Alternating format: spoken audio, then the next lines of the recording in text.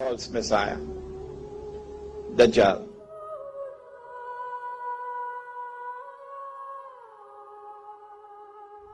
And so they're waiting for the Messiah to come. What they did not know, and you and I know, is that this was indeed Al-Masih. And when they thought that he was dead, that they had crucified him, no, he was not crucified. Allah made it appear unto them that he was crucified, and Allah raised him unto himself. So he did not experience something called maut. And since every soul must taste maut, who said so? Every soul must taste maut. Who said so? Yes, the Quran. Allah says so. Kullu nafsin zaikatul maut. Every soul must taste maut. Therefore, he also must taste maut. Therefore, he will return. He will die. Since they're still waiting for Al-Masih to come, you can't live in New York and not know that. They're still waiting for Al-Masih to come. And they had boasted of how they killed this one. The Prophet Muhammad ﷺ informed us that Allah will send in the last age this being created by Allah, who will impersonate Al-Masih, and who will convince them that he is delivering the return of the golden age. He will deceive them, however, because he would not be the true Messiah. He will deceive them because this would not be the return of the golden age. It would appear like that. And so Dajjal has been endowed with awesome powers of deception.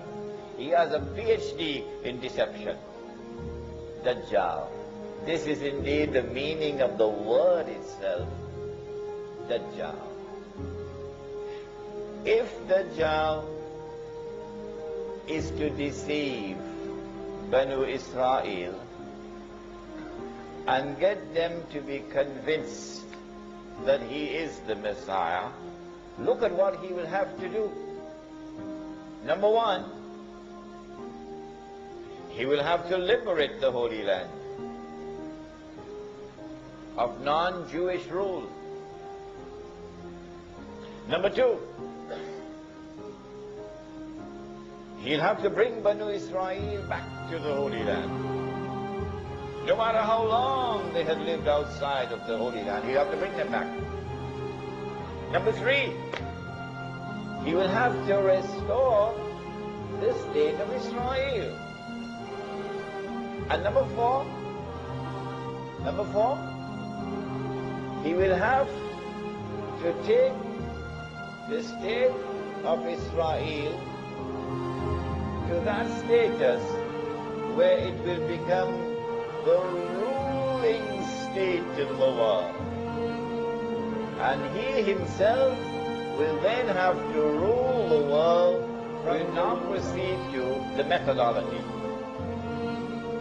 How does Dajjal achieve his objectives? What is his methodology? But said the Prophet ﷺ, Dajjal comes with two things. What are the two things? A handphone and a computer?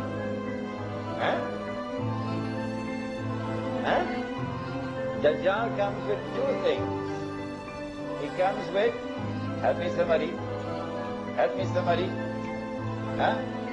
No? He comes with two things. Come on, somebody. Yes?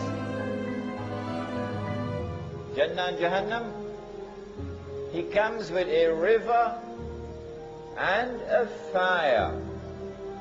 says the Prophet ﷺ. He comes with a river and a fire. But his river is a fire.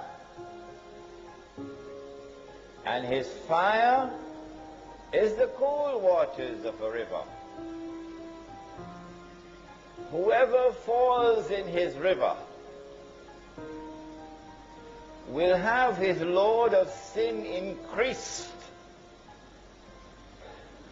And whoever falls in his fire would be relieved of his load of sins. In other words, the age of Dajjal will be an age in which appearance and reality would be completely different from each other. If judgment is based only on external observation, then judgment will be based on external appearance.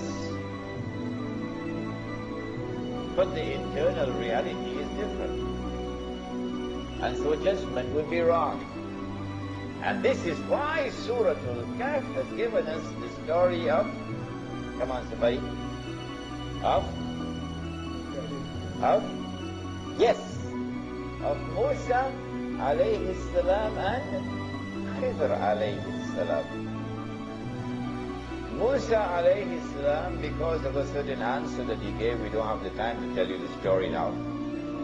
He's now seeing with only his external sign. And on 3 occasions he formulates judgment based only on external. On 3 occasions he's wrong.